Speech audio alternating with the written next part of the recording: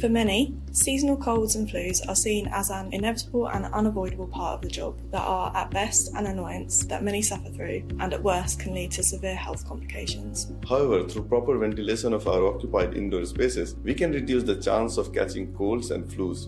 With the ongoing prevalence of COVID-19, it is more important than ever to reduce the spreading through properly managing ventilation. Even prior to the pandemic, studies have shown that lower CO2 levels are associated with reduced student absences. This is an opportunity to adopt good ventilation practices that will improve long-term learning outcomes and well-being. COVID-19 and other respiratory viruses can spread by three main routes: through contact, through expelled droplets at short range, and through very small airborne particles. While the first two routes can be mitigated through familiar practices of hand washing, social distancing, and masks, airborne transmission can be reduced by ventilation. While we intuitively know that coughing and sneezing can produce small droplets, we also know that even just breathing produces a large number of microscopic, invisible particles. These small particles become suspended in the air and will follow the air currents in the room and can be breathed in by somebody else to potentially cause transmission.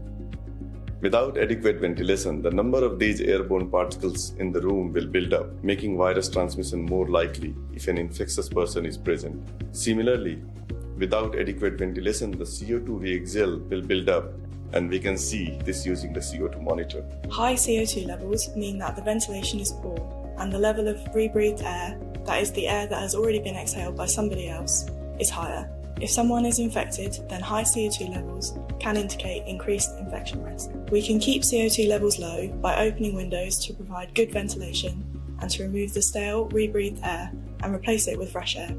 The CO2 monitor can help with this as an indicator of when ventilation should be increased. The difference between CO2 levels and infection risk can be confusing, so we should clearly confront some possible misconceptions.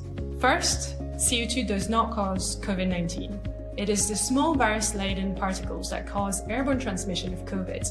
These particles are more numerous in regions of high CO2 if an infectious person is present.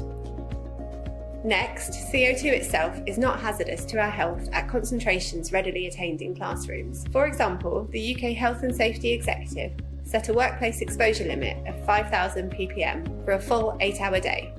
So as long as you don't exceed that, then your health is not inherently at risk. Also, CO2 or carbon dioxide is not the same as CO or carbon monoxide. Unlike CO2, carbon monoxide is a dangerous gas.